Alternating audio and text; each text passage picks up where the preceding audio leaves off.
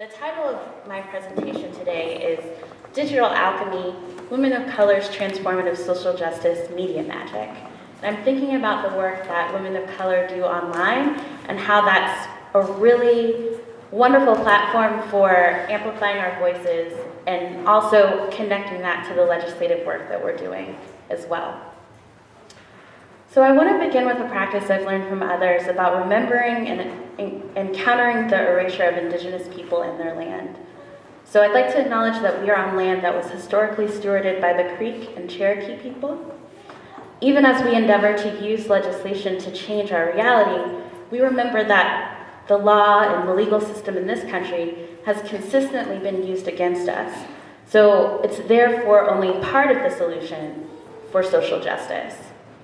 And I'll circle back to these questions of Indigenous people's access to technology in my talk. So do you all remember Antoine Dodson? That was just 3 years ago. On July 28th, 2010, Antoine Dodson's angry diatribe on WAFF 48 Huntsville News became a viral video internet sensation. Frustrated by police inattention to the near rape of his sister Kelly Dodson, Antoine called the local TV station and demanded that her story be told. Hide Your Kids, Hide Your Wife became the internet meme that would not die, eventually resulting in a song parody, Halloween costumes, and award show appearances that ultimately got Dodson's family out of the projects where they lived when the attack occurred. In most versions of the story, Antoine's own efforts to contact the news, women of color's insistence that the Gregory brothers pay him for his story, and the impact of the events on Kelly Dodson are not part of the narrative. Upon the release of the YouTube video song parody, which was just 3 days after the news story aired, blogger and tweeter Kimberly Elise, affectionately known as Dr. Goddess, used Twitter and YouTube messages to contact the Gregory brothers, the auto-tuning web duo that created the mix. She asked them specifically about percentages and royalties for Dodson to ensure that he was getting a portion of the money that they were making on the song. It was the first time that the Gregory brothers ever paid someone whose audio they'd used. Dodson and his family were able to turn the tragedy into a way to generate money and were able to move away. Dr. Goddess tweeted the mayor of Huntsville, wrote an open letter to the housing authority, and encouraged other people to do the same. And she underscored Dodson's own point about the ease in which the attacker was able to get into the family's apartment. She was able to see and highlight the structural violence of a city public housing building that can make it easy for someone to climb into a second-story window. She noted that this was just one story of many that could be told from the vantage point of Huntsville's most disenfranchised citizens. Chanel Kraft, a blogger for the Crunk Feminist Collective, wrote an open letter to Kelly Dodson that first called attention to her absence in all of the meme hoopla. Chanel wrote, Kelly Dodson's experience of violence gets reduced to a fragment of the news segment and even further reduced to one line in the song. I was attacked by some idiot in the projects. Kraft goes on to tell Kelly, we want to center you. We want this moment to be used to talk about the realities of our communities as spaces of vulnerability and danger for women of color. We want to remember you as we work to build communities we want to see, because let's be real, we have learned to make do, but for us, our neighborhoods are often scary as shit. We live in a state of violence that is so common that people can sing along to it. Chanel not only recenters Kelly in the narrative, but also invites readers to think about how the space of the projects for Black women can be a dangerous environment. Chanel reminds us that structural inequality of the space of the project remains, even if Kelly and her family were able to get out. Both Chanel and Dr. Goddess used the internet to transform a situation that attempted to obscure the continued exploitation of the Dodson family and refocus our collective attention on the conditions, the structural inequalities that made it come to pass. By refashioning existing social media platforms like YouTube, Twitter, Tumblr, other blogging platforms, gender marginalized folks of color are creating the changes that they want to see in the world. Innovative web series, projects, and initiatives proliferate on the web as those of us whose genders and sexualities are labeled deviant within the white supremacist capitalist patriarchy find more room for ourselves online. But even within this new space on the internet, the same systems operate, pushing new digital media makers to grow new strategies to shift this rapidly changing ecosystem. So one of the things I said at the beginning was I call this digital alchemy. So alchemy is the science of turning regular metals into gold. When I talk about digital alchemy, I'm thinking of the ways that women of color in particular transform everyday digital media into valuable social justice magic. We turn scraps into something precious. Like chitlins, the discarded pig intestines of the internet can be reworked into a delicacy. Dr. Tricia Rose notes, however, that there can be unintended and long-term health effects from making a way out of no way.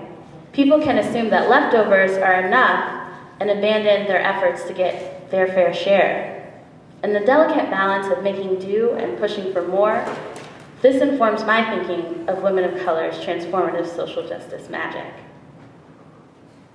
Women's Studies graduate student Renina Jarman coined the phrase, "Black girls are from the future." Her saying resonates deeply in all the projects I am connected to because of the troubled history of Black people and Black women in particular. Looking towards the future holds more promise and more possibility. Black girls are from the future where our gender and race are no longer markers of oppression, but are celebrated facets that reflect a bold new world. And I think that my work with the Crunk Feminist Collective is one of those examples. In 2004, Brittany Cooper and Susanna Morris were students at Emory University, and they were part of an informal group of women of color students who routinely convened with another for fellowship, commiseration, and strategizing about how to be successful in grad school. And so with the latest controversy at Emory, you can understand why Black women need to make space for themselves there. They began to refer to themselves affectionately as the Crunk Feminist Collective, in part influenced by the Southern musical ethos of Atlanta, but also by their absolute willingness to get crunk as a form of resistance to the racist, sexist assaults that they were routinely experiencing. Revived in 2010, the CFC aims to articulate a crunk feminist consciousness for people of color who came of age in the hip-hop generation. By creating a community of scholar activists from varied professions who shared intellectual work in online blog communities, at conferences, through activist organizations, print publications, they're nurturing and sustaining each other through progressive feminist visions. Crunk feminism is an animating principle of our collective work and derives from our commitment to feminist principles in politics, and also from our unapologetic embrace of those new cultural resources which provide and offer the potential for resistance. And so part of this work for us has really been centering self-care. So even as we do this work of creating spaces for other people and having this dialogue about what's going on in the world and the things that we're upset about, we're always trying to center ourselves so that we're not doing this work to our own detriment.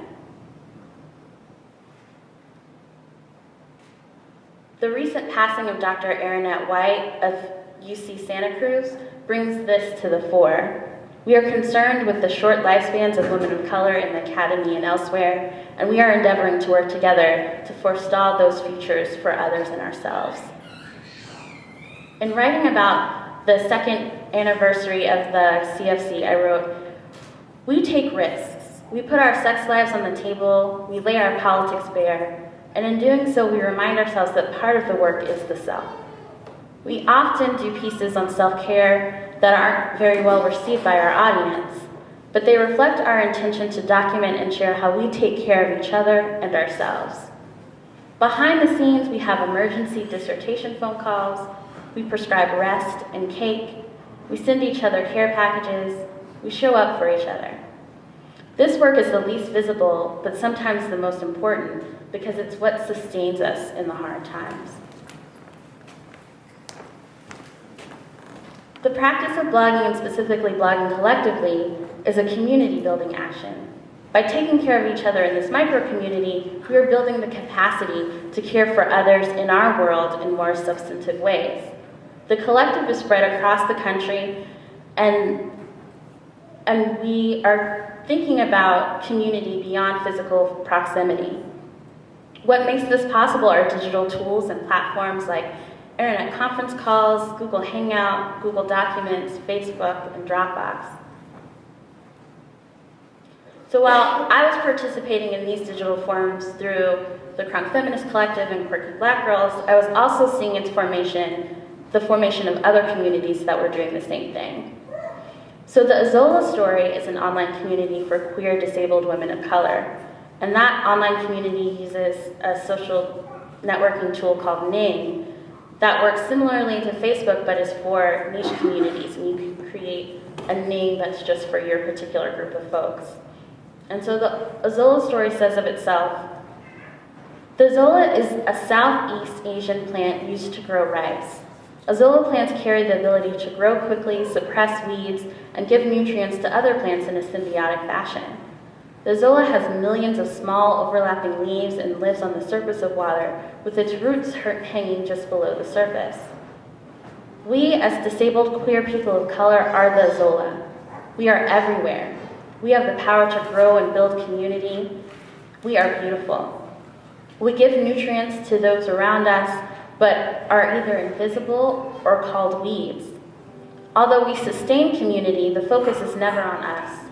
We are working on creating a space, the Zola Story, to change this. We want this online home to be a space where we can connect with each other, build knowledge and community, share stories and histories, reflect support, and transform our love for and with each other. We are part of many communities and seek to build a community where we can claim our whole selves.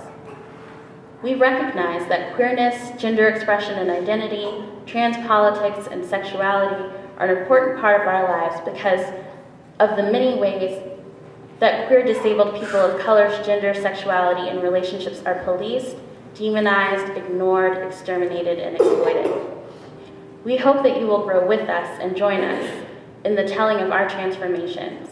That is the Zola Story. And so the internet is something that made the Zola Story even possible. For people with limited mobility and resources, folks who have trouble with in-person interaction, the internet was the only space that this community could really grow and thrive. Former SPARK Executive Director Mia Mingus, Stacy Milburn, are people who manage the project, and they acknowledge the danger for some disabled folks to even talk about their queer identities publicly. Assistive care is often tied to family and religious centers, so people might not be accepting of queer identity. So the privacy and autonomy of the web allows members to access pieces of themselves that they've had to hide before. So I hope this shows that this isn't just about tweeting and blogging to build an online presence, but it's about creating the world we want to see with the tools that we have. Like the Joe, a garden tool turned weapon used by farmers in Japan who are not allowed to defend themselves, we can refashion and repurpose what we've been given to create a more socially just world. And I want to end with what alchemy in action looks like, what's enabled by doing this digital media work. On a very practical level, we can pay people's rent and keep them in their homes. So one example I want to give of that is a Black woman identified as Plum on Tumblr was by a Tumblr person named Blink Pink, was $50 short on her rent, and that would have put her and her two children without a place to stay. And so Blink Pink wrote a Tumblr post and said, Plum's job decided not to use sick pay for the sick days she took while coping with various issues. Her last paycheck was $36.34. She owes rent that was due on the 1st and late fees. And within one day, Tumblr raised $900 for her and her children, and she was able to stay in her home. And this was achieved through people just donating to PayPal and getting her all of that money very quickly. And the note reached many people, some who could give and some who could not. And the practice of signal boosting has been a really effective way for people to get what they need in these moments of crisis.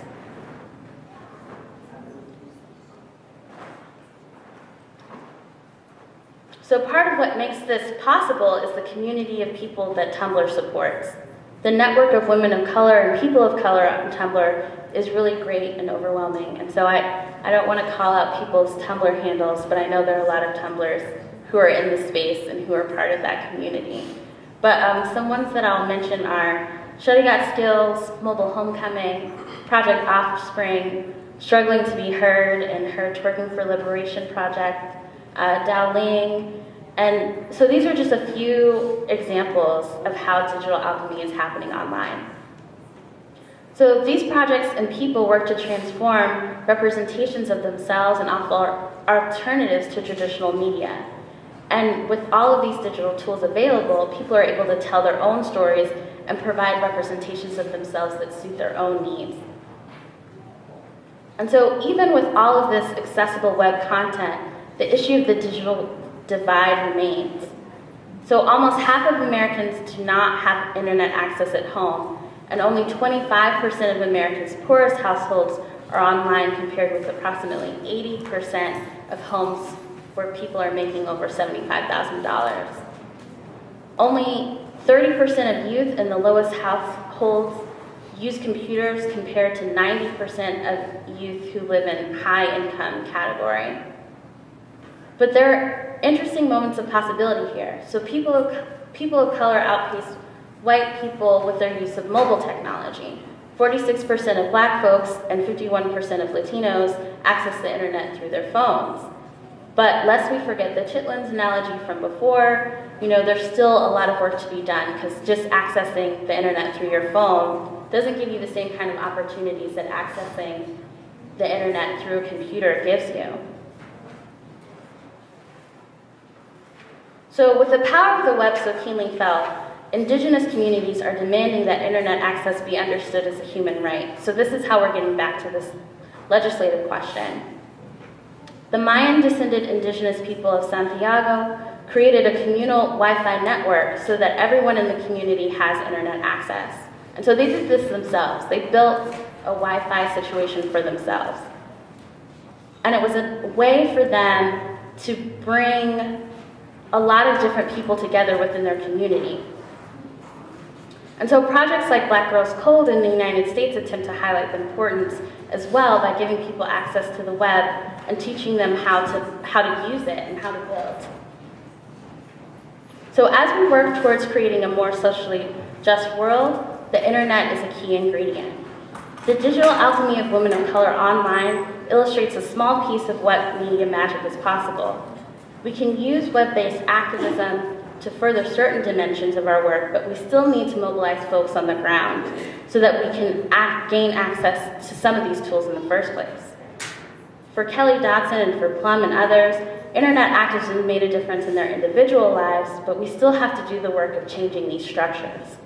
That's the work that organizations like SPARK and Project South here are working on, creating strategies on the left that reform while working towards transformation. And I'm super excited to be a part of that work. Thank you very much.